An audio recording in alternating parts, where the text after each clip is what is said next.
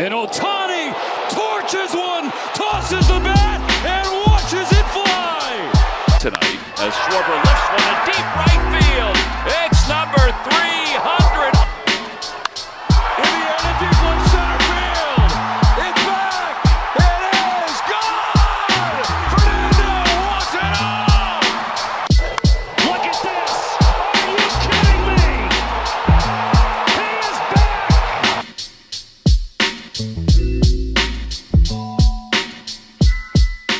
Whether it's good morning, good afternoon, or good night, welcome back to another episode of The Rubber Match. I'm your host, Joshua Northcutt, and joining me, as always, is the Monday crew, Garrett Jordan and Blake Flynn. Gentlemen, we had a little bit of a break. We're no longer doing the Thursday night show. It's getting a little bit difficult, especially with football about to be ramping up here in about a month. So this is going to be our thing. Paris occasionally is going to try to stop by and talk some baseball on Mondays with us if he can. But for now, this is the crew, and you'll be able to find it every Tuesday morning after Garrett does an excellent editing job because he is my hero for picking up on that. But, Garrett, I'll go ask you. How did you enjoy the little break from baseball, and how excited did you have it back? Yeah, it was nice to get a break. I mean, baseball's on every day up until this past week. So, it's nice to sort of decompress and be like, this is a nice little break. But not a break for some players is we got to see the All-Star game unfold, which was absolutely incredible. Probably one of my favorite All-Star games I've watched growing up. So outside of that, for me though, it was mostly just a chill week. We had an All-Star break. We had our All-Star break here down in the minors. Then we just got right back to business. Nashville just went with a special weekend. They were, instead of the Sounds, they were the Nashville Hot Chickens for this weekend, and it was all hot chicken themed. We had a hot wing eating contest during the game. It was a very fun weekend at the ballpark for me. Yeah, I don't know if that was happening like around all minor league baseball because I saw the Louisville Bats advertised they changed their name for the weekend too. I didn't see exactly what they were called, but I was curious what that all was. John Oliver also took over the Erie Seawolves. They were the Moon Mammoths for the weekend, which that was also incredible. I really hope you guys go and see some of that because it was awesome. I did get to see the Moon Mammoths, at least the line to get into the stadium to get one of those plushes. Yeah. that was insane. Blake, how was your All-Star break, and how excited are you looking forward to the second half?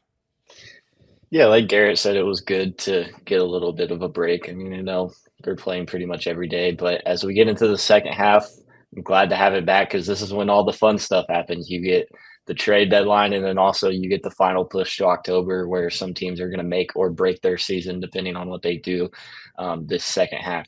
Teams that have been surging like the Diamondbacks and Reds now come into the second half with a mission and a little bit of hope. So it's good to see that. I did kind of find myself a little bit lost at times as I was checking the Real app. Shout out that app, one of the best apps in sports. And I saw there was no baseball, and I was like, man, like, what am I supposed to do? But business as usual, like we always say, and, happy to have it back and should be interesting coming down the home stretch. Yeah, I'm definitely happy it's back, but it's never bad to take a little bit of a break. 162 games is a lot over the month span when you throw in everything else going on. But we'll go ahead and start with the All-Star game. And Garrett, I know you got some notes and facts and some fun stuff that, as you mentioned, was one of your favorite All-Star games. Yeah, so I'll actually go ahead and start with the home run derby and feature my guy, Big Dumper, Cal Raleigh, taking home the crown. A lot of people, some people expected it, some people didn't. There were some criticisms on maybe his stamina, maybe if he wasn't able to make it through, but he was just barely able to squeak through. Literally, I did already call you out. But he was just barely able to squeak through that first round. He edged out Brent Rooker in the pool round by less than an inch to snag the number 4 seed. Rooker, after being eliminated in an interview in the tunnel, said maybe if they have it to the decimal point, they should just display that during the derby instead of having to wait until everyone's done. Because at the time, he was preparing for a swing-off between him and Cal Raleigh. So, but despite what happened, he told reporters that he was happy to have the opportunity to swing in the derby and fulfill a childhood dream. But after the pool round, it was O'Neal Cruz versus Cal Raleigh and Junior Caminero versus Byron Buxton, where Raleigh and Caminero faced off in the finals, and Raleigh won. I think another cool thing about Cal was that it was his dad pitching to him and his little brother catching for him behind the plate. So just an awesome family memory for them. There was also the video that got leaked and went viral from 20 years ago about Cal predicting his home run derby win. I don't know if y'all saw that, but that was awesome.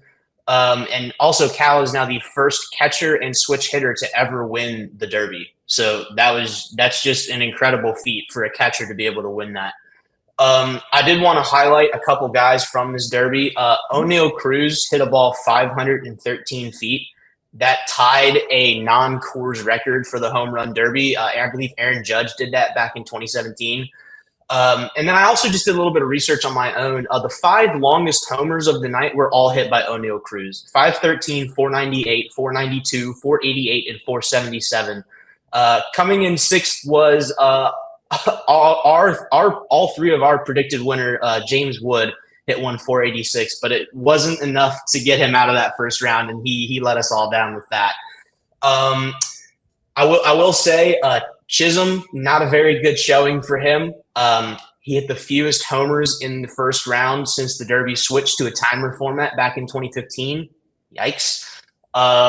Even though he said he wanted to do it, I don't know. I think he said in an interview that he didn't want to mess up his swing, and he was just trying to swing his swing, and you can't really do that in the Derby. You got to swing for homers if you're going to compete in the Derby. So bit of conflicting info there for him, between him really wanting to do it and then him saying I didn't want to mess up my swing. But yeah, overall, I thought the Derby was fun, especially as a Mariners fan. But yeah, if you guys have any thoughts on it, if not, I can go right into the All-Star game. Yeah, I'll go ahead and ask Blake first. I know you had to be excited when Jazz failed like that because you were like, why is he even in this?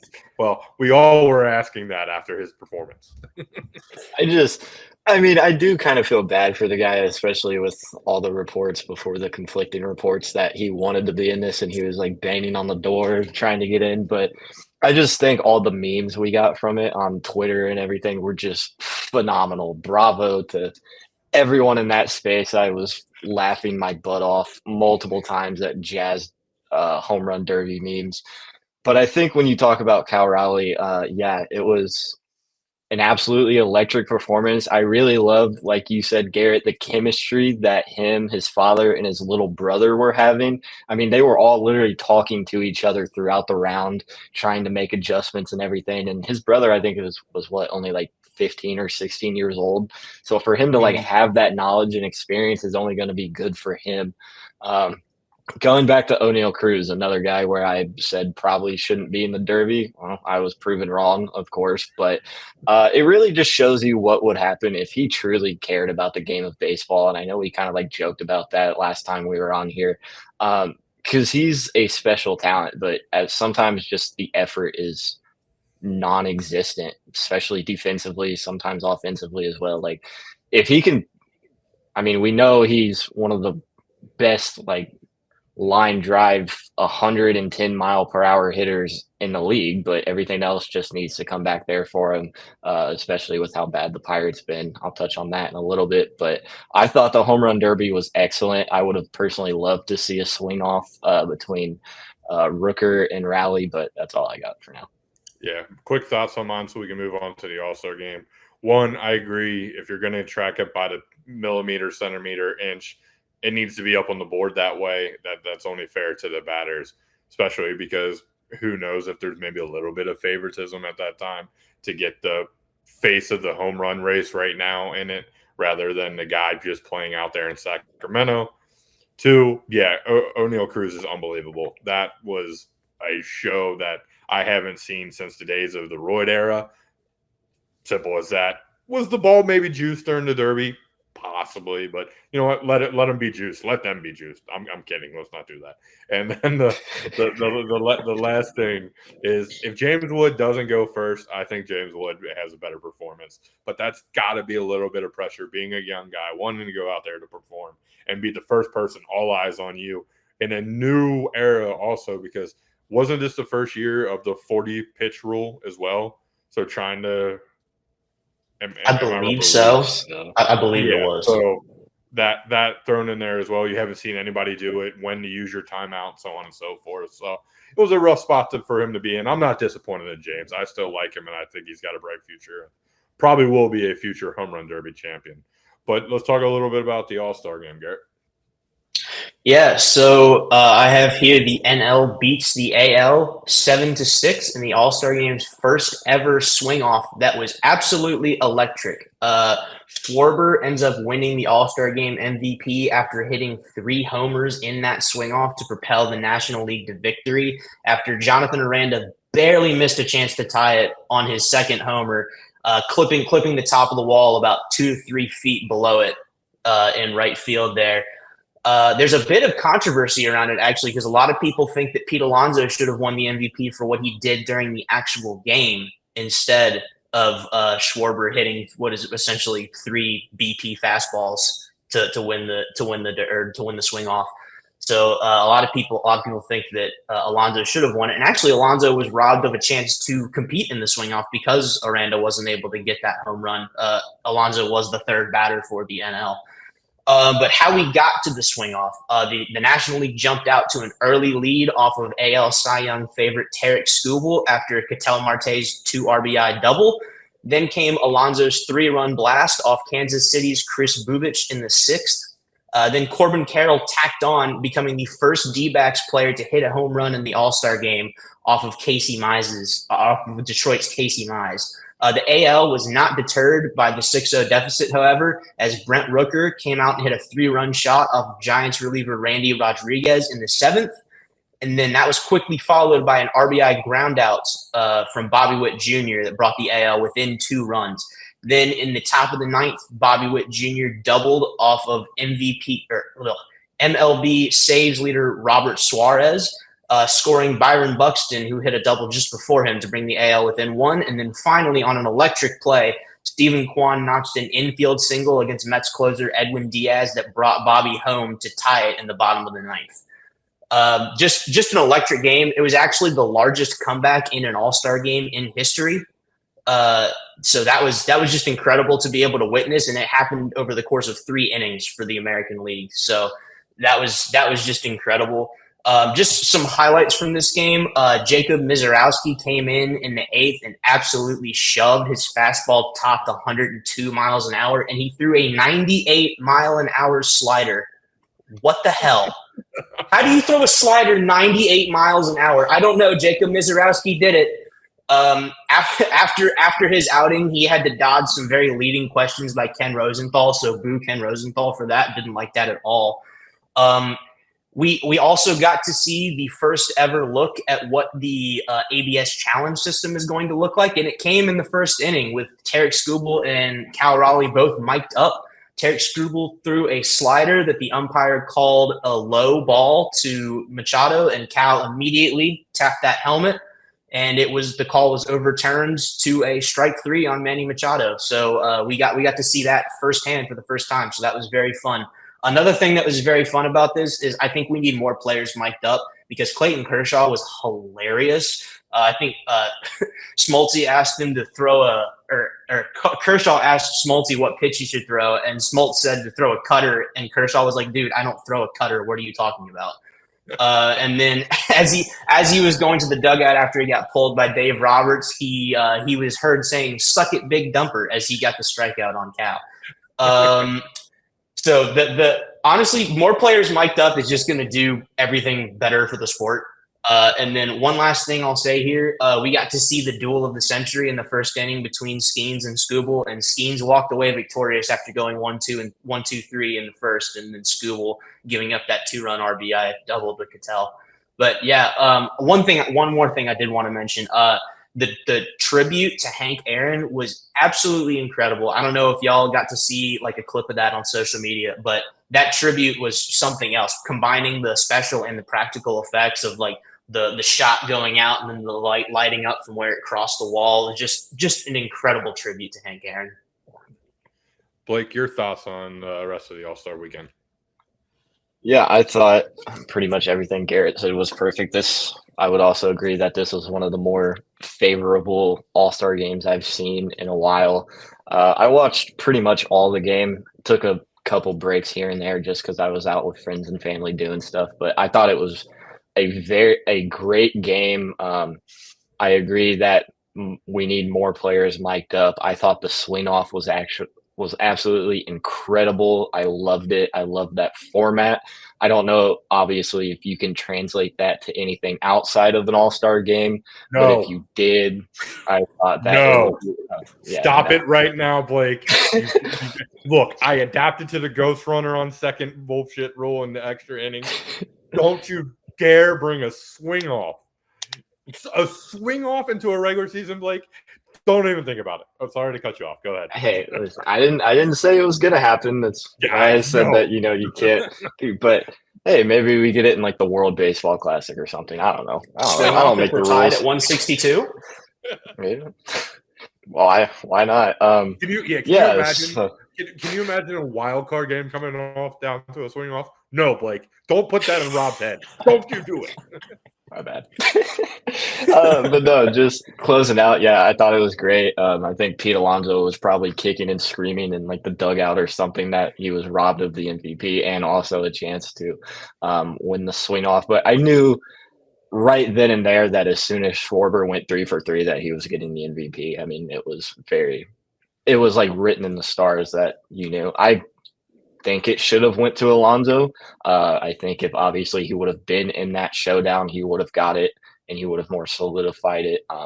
But no, I thought it was a fantastic weekend overall, and things are looking great for baseball if they can keep up the things they did this weekend at the All-Star game. I would say 7.5 million people watched the All-Star game. For a game that doesn't matter, that's pretty darn good for a summer night. Very impressive numbers. The most watched All-Star game outside the NHL, because there's an asterisk when it comes to that, because is it an All-Star game? Is it more of a mid-season tournament kind of thing? That's for them to debate. The tribute, 100% accurate. Garrett, one of the best tributes I've ever seen. The photo of Hank's wife seeing it too, the over-the-shoulder shot that they've had, it almost brings a tear to my eye because she was there. She got to experience all that and love that. It's what made baseball so great. And then as for the All-Star game, I'll be the first to admit I didn't watch any of it until the swing off, because I was like, oh, there's a swing off. I got to watch what happens. It's really cool to get to watch future Cincinnati Red Kyle Schwarber go 3 for 3 and knock out 3 home runs. I'm just saying, put it in the universe.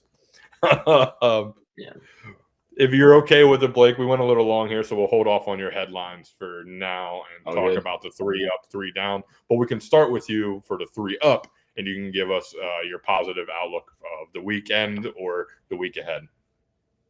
Yeah, so I'm going to I know on the rundown we kind of gave players or teams. I'm going to combine 2 here. For my good, Eugenio Suarez and the Arizona Diamondbacks. Coming back from the break, they swept the Cardinals this weekend. They're now back to 500 and only 4.5 games back of the wild card. So a lot of teams thought they were sellers, and now here they come charging. Maybe they're going to buy a bat or 2, whatever they need to do. But if they do remain sellers, then Eugenio Suarez just greatly improved his trade stock through the roof.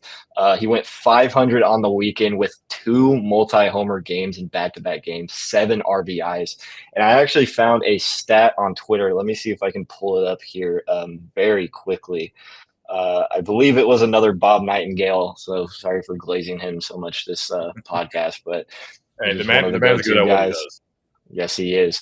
No player in MLB history has been traded in season after reaching 35 home runs. Eugenio Suarez could very well be the first person in MLB history to have that happen to him. So Diamondbacks need to make a little bit of a decision here. I personally think they should probably sell because they have a little bit of a harder schedule coming up, but absolutely great weekend for them and Eugenio Suarez as well. Bring him back to Cincy, please. I was actually about to say, ironically enough, before the year happened, because it took him a little bit to get signed, one of my buddies mentioned that the Reds should go out and get him. He's Jameson. Garrett knows him. I graduated with him. Garrett went to school with him. And I told him he's crazy. Like, Suarez isn't what he used to be, blah, blah, blah. Well, the Northcutt jinx strikes, and he goes going out there, having a career year, may drop 50-plus bombs, and has that chance of being that superstar trade potential to send somebody into the World Series. You add that bat to any lineup, and it's going to look fantastic. Garrett, any thoughts on Suarez this weekend or outlook of potential trade?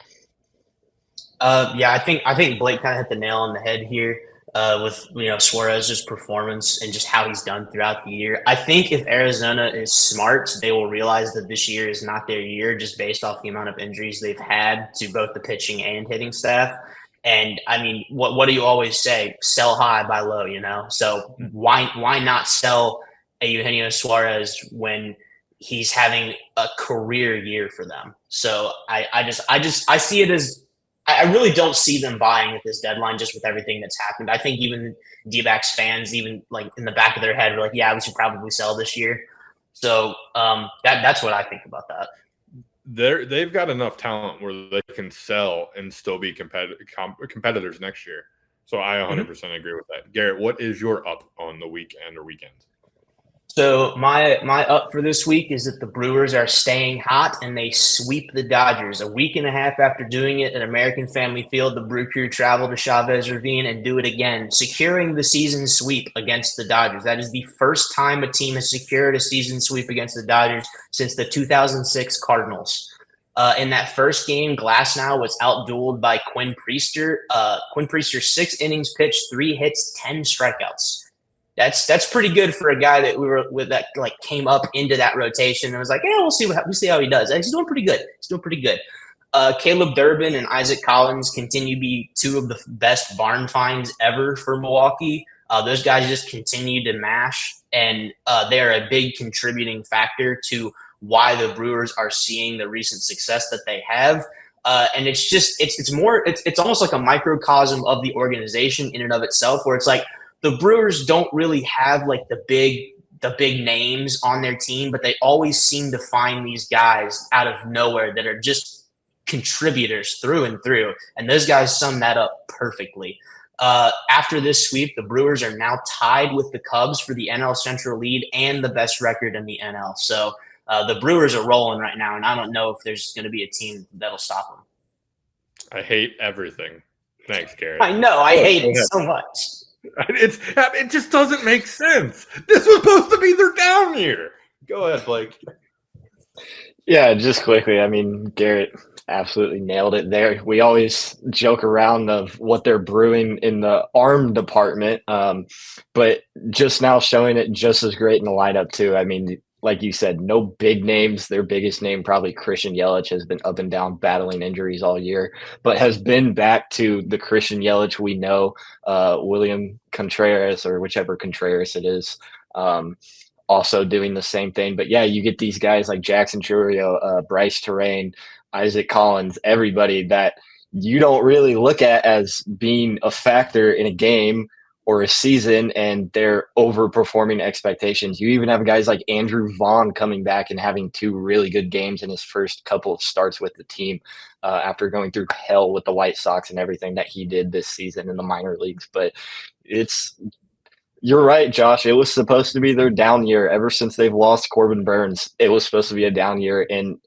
now every year they just find a way to get better and get new young talents. It's sickening. It shouldn't be done, but somehow they're doing it, and they're really damn good at it. They're sweeping a World Series contender, the World Series favorite, and it's just like, could this be the year the Brewers do it? When they have nobody, when they weren't supposed to be able to do it, this young team just comes together in October and does something magical. I'll cry. I will cry. I hate it so much. Hey Josh. Remember when you said about the over/under 82 wins for the Brewers? Yeah, I was wrong. You were wrong. Right? You're wrong. Thanks, the Brewers are inevitable. They are the Astros of the NL. They are inevitable. That was the easiest bet in the world to make, and I just didn't listen, Garrett. You won me so much money when I listened to you in the NFL. I need to turn around and listen to you in baseball more. But it's just a stat that I saw that is absolutely insane. And this says how good Shohei Ohtani really is, gentlemen. Through 955 games, Babe Ruth had 240 home runs. Shohei Ohtani has 257. Ken Griffey Jr. had 551 RBIs. Shohei Ohtani has 6 627. Through 91 starts, Nolan Ryan had 607 strikeouts. This is somebody's greatest pitcher of all time. Shohei Ohtani has 618, folks. Clayton Kershaw, 3.16 ERA. Ohtani, 2.97. This is the best player who has ever played the game of baseball outside roided Barry Bonds. From hitting to pitching, a little bit in the field before, his shoulder injury. This dude is unbelievable.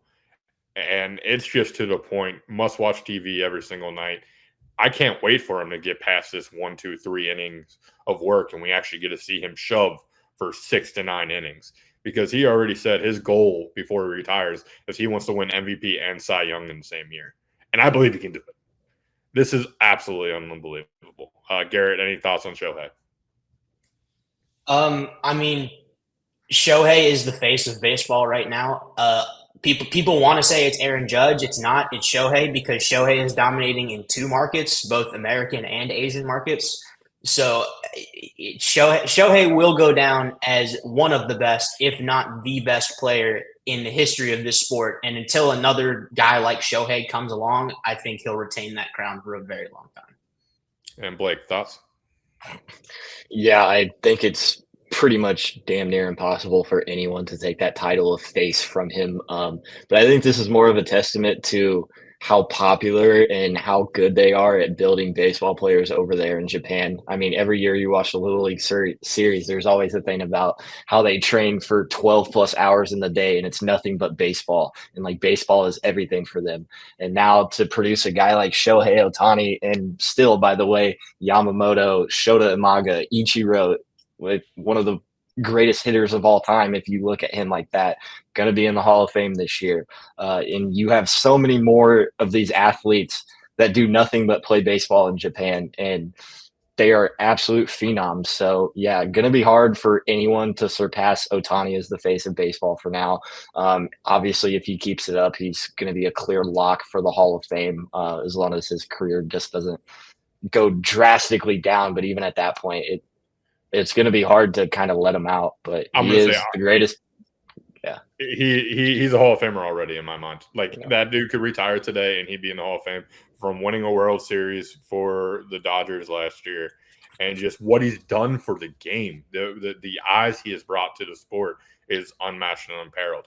Absolutely. Garrett, we'll go ahead and start with you. Give us your down. So my down for this week is going to be the Cardinals and the Giants both getting swept right out of the All-Star break. The Cards losing 3, as Blake alluded to in his headlines, the Cards losing 3 to the D-Backs there. Their next 10 games before the deadline, they're going to Coors to face the Rockies. Then they're at home for 7. They got a 4-game series versus the Padres and a 3-game series versus the Marlins. And in my opinion, I got to think that series against the Padres is really going to dictate how the trade deadline is going to look for St. Louis. They have some interesting pieces at this deadline that have garnered some buzz. Obviously, Ryan Helsley is probably the big ticket item right here. All-star closer. I know a bunch of teams are looking for back end of the bullpen help. Steven Matz and Phil Maton are 2 other pitchers that have garnered a little bit of interest, and then it'll be interesting to see what the Cards do with Nolan Arenado. I don't know if they're going to hang on to him or if they're going to take advantage of the fact that they have looked bad coming out of the All-Star break to maybe move him because there was, rumors during the offseason that he was going to get moved. So it'll be interesting to see what the Cards do there. But then the Giants losing 3 to the Blue Jays in the Great North. They just ran into a hot team at the wrong time. The Giants are now tied with Cincinnati, 2.5 games back of a wild card spot, and the Padres have started to open up a bit of a gap between them in the division. Their next games, they travel to Atlanta for 3, and then they're back home for 3 against the Mets and 3 against the Pirates. I think they could very easily fall into a skid with that schedule if they're not careful, because even though this Braves team is on the down and out this year, they are still a very dangerous team. Ronald Acuna Jr. can and will mess up your life. And then that Mets series is going to be – I think that Mets series will be very telling as far as what this team is going to look like in August and September. Ronald Acuna, throw to third base. Look it up. Bo Blake, Jackson, is that you? Blake, any thoughts on what Garrett shared? And if not, what is your down? Definitely two teams that have been very interesting. Again, like we always say, surpassing expectations, but again, having those really bad stretches at times that have just come and hindered them. That Mets series is going to be crucial. And a little joke here, especially since they found their new grimace this year in Pablo Sanchez. Perfect outfield power bat for the Reds, by the way. One of the greatest backyard baseball players of all time. But two teams that need to figure it out soon, or else they're going to be in trouble. And then I'll go ahead and share my bad. I will say I was going to talk about the Pirates getting swept by the White Sox, but I mean, at this point, do we expect it anymore? So I actually take one of my headlines and move it down just because of what it fits. So my bad for this week is the uncertainty of Mason Miller with the Sacramento Athletics, if you want to call them. A day ago, Bob Nightingale, again, it's like the 8th time today he's been mentioned, reported that Miller was basically considered untouchable and that teams were wasting their time by even calling. And now today, once again, Bob Nightingale says that the Athletics are now kind of backtracking on that statement. And it's very interesting. I mean, only a few teams are bold enough to propose an offer for Miller worthy of consideration, as reported. One of those, the Philadelphia Phillies. And again, if Emmanuel Clase is not traded, Mason Miller is the second best option for you to get a shutdown bullpen guy, shutdown closer. So he's under club control for 4 more years past 2025. So he's going to bring a hefty price tag. But if Mason Miller is not traded this deadline, someone is going to be royally screwed. And I'm not just talking about Mason Miller. Yeah, we obviously had the group chat of the three of us talking about the rumored blockbuster deal that could have went down with the Reds and A's, and we all were kind of for it until we saw Matt McClain's name pop on it, and we're like, let's hold up on that one. But Mason Miller absolutely is another one of those bullpen arms. The Phillies get somebody like that if they don't pull Clase. That is a World Series type arm to get them there, to slam the door, shut in the 9th inning. Mason Miller is probably the second best closer, third best closer in baseball. Josh Hader does exist. I apologize. But he might be the most underappreciated just because he plays for the Athletics and nobody thinks about him. Garrett, any thoughts on potentially Mason Miller moving? I would be shocked if it did happen because of how strongly the A's said, no, this is not going to happen. But I mean, if the reports are correct in saying that now they're starting to listen, I mean, if you get the right price tag and teams are willing to give up that much for one guy, I also wouldn't be surprised if they do that, because the A's have been known to make some of these moves where they just pull in a bunch of prospects for one guy. So I could see it happening, but I could also see them, just hanging up the phone and saying, no, we looked, we didn't like anything. Yeah, that's my thing specifically, and it's again biased. My bad. Shame on me for talking Cincinnati Reds baseball here for a second. But that would be a move I would love for the Reds to go get. Go get that guy who can be in your bullpen. I know Garrett is an avid believer of Pagan staying closer, but Pagan's a veteran that if he sees another arm who can come in and help the bullpen and takes the job, and he gets to go back to his setup role, I think he'd just be fine. And then you can pull one of those outfield bats that are loaded out there in Sacramento. I would do it 10 times out of 10. And you're not trading for old veteran talent. You're still getting young bats in their prime and room to grow in GABP. Blake, I know you want to say something, so go right ahead. Yeah, on the mention of Emilio Pagan, obviously, I don't know if anyone saw, but he had that post-game interview against the Mets, and he basically just slammed the door on the front office and said, hey, we're trying to win so that this front office can go out and make moves. So clearly we now feel how the players in the Cincinnati Reds feel about their front office and the, I'll say, lack of wanting to be buyers, considering that they said they would try and do both, which is just impossible and a stupid thing to say. But I mean, whatever. It's the Reds front office. What can we say? But yeah, definitely interesting there. I think Pagan would be the guy that could help mold Miller, and I also don't believe that he would have any reason not being willing to kind of give up that closer role and still be that dominant setup guy in the 8th, 7th, whatever you need him for. But yeah, that was funny, and just wanted to get that off real. Yeah, I still think it would be even funnier if he made those comments and then the Reds went out and made a move like that where they got a closer, and Emilio would be like, well, that's not the move I was talking about. I still want to close for you guys. Or worse, they trade him. Yeah. Like, okay, we'll see how you like it, bud. Last person to speak up against the organization did get traded to Kansas City. Just saying.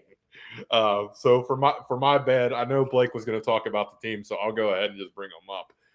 It's the Pittsburgh Pirates and how abysmal they truly are.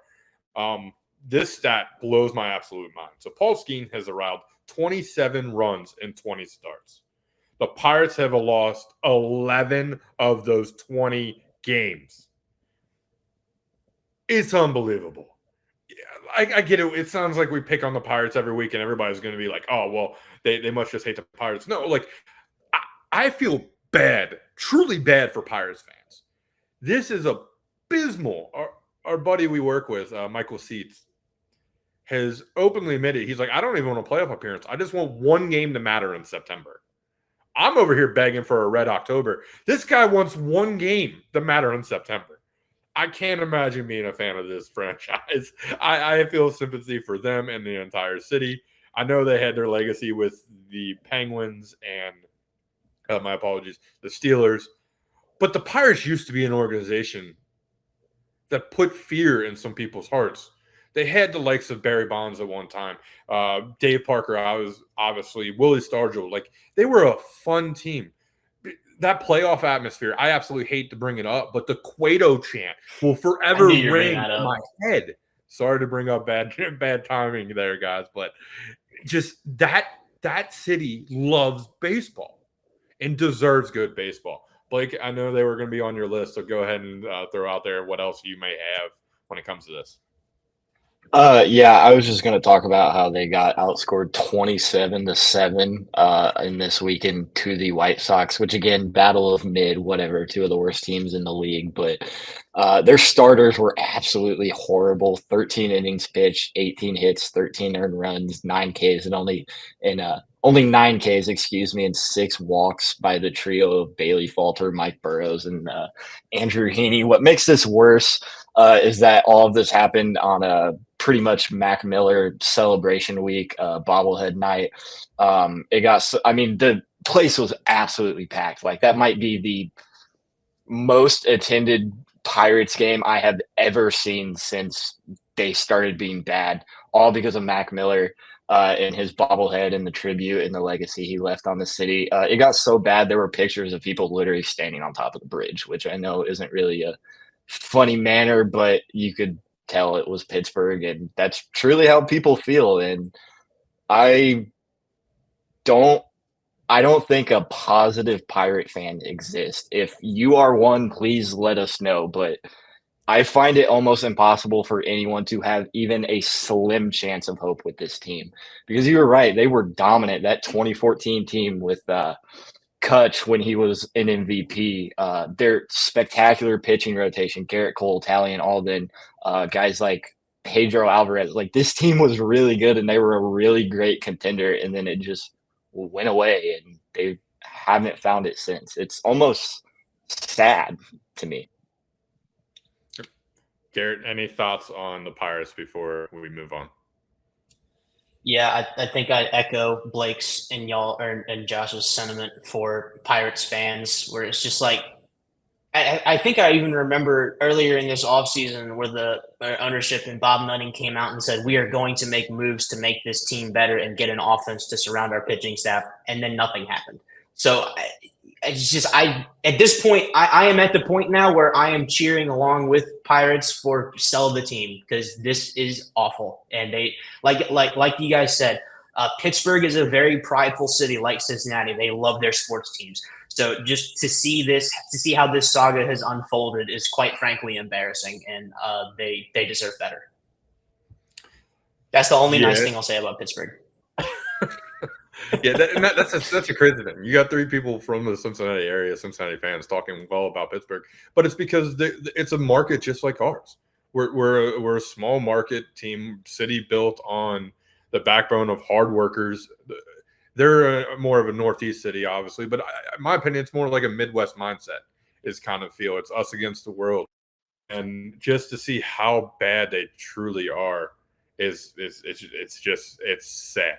So as the guy who runs this thing, what I'm going to do is I'm going to go ahead and skip the rubber match, and we're going to go ahead and cut that for TikTok. So if people want to see them, they can go to our TikTok. Now we get two different viewers. See what I'm doing here? Since we ran a little bit long talking a lot about other things. So we got like 1 or 2 minutes. Garrett, is there anything else you wanted to bring up? And if not, Blake, is there anything else you wanted to quickly bring up? Really quickly, I'll just highlight what some of our guys for the Reds did during the All-Star game. Abbott came in the 6th inning and did Abbott things. The scorecard doesn't look great, but it typically doesn't look flashy with Abbott. He just goes in and gets the job done. 0 hits, 0 earned runs, 0 strikeouts. But I mean, he got the job done, which is what you expect from a pitcher. Ellie came on to pinch hit in either the 6th or the 7th, and unfortunately, he didn't really do too much with his 2 at-bats, striking out in 1. So, I mean, overall, it was a good performance for Abbott. Ellie, I would think, was left wanting for a bit more. I will say this, and maybe this is a bad comparison because he's still young, but do you think Andrew Abbott could be this Reds run era, whatever you want to say, kind of like our Bronson Arroyo? Just go out there, be an innings eater guy, gets the out, not the most flashy guy like Hunter Green and Burns, but he goes in there, does his job, and just leads a little bit differently. Blake, I think you can go ahead and answer that first. I mean, I'm obviously a little younger, so I don't remember all the Bronson Arroyo years, but from what I do remember, I mean, he was exactly that. He was an innings eater. He was a leader. He was a guy who just went out there and played baseball and did it pretty well. So I absolutely think Abbott could do that and be on that same page. I mean, he just goes out there, loves the game, pitches well, and back to business the next day and gets ready for the next start. He's a truly incredible pitcher for this team. And Garrett, any thoughts on that? Yeah, I'm sort of in the same boat as Blake, where I was too young to really appreciate those early seasons for the Reds when I was like 8 and 9 years old and not really like super big into baseball. But I always loved watching Bronson Arroyo because he had the funniest leg kick. I always loved watching that. But I think that's honestly now that I've grown up and gone back and looked at it a bit more, I think that's a great comparison because I think Bronson Arroyo was never the flashiest person in that rotation, but lefty guy that always got the job done. So that's exactly how I view Andrew Abbott now. All right, and then Blake, any last second thoughts? Yeah, Dick Mountain is back. Once again, Rich Hill, obviously that's his nickname, getting called up by the Royals. He's 45 years old. This will be his 14th MLB team now, officially tying Edwin Jackson's MLB record for being the most passed on guy in the MLB. Absolutely phenomenal. I love it just because of the nickname. It's so hilarious. Even having it on the back of his Players Weekend jersey when they did that, and everyone thought it was funny. But a little cool piece of history there to see him tie a record from Edwin Jackson, who has been nothing but a meme in the community and for how many teams he's played for. But yeah, that's all I got.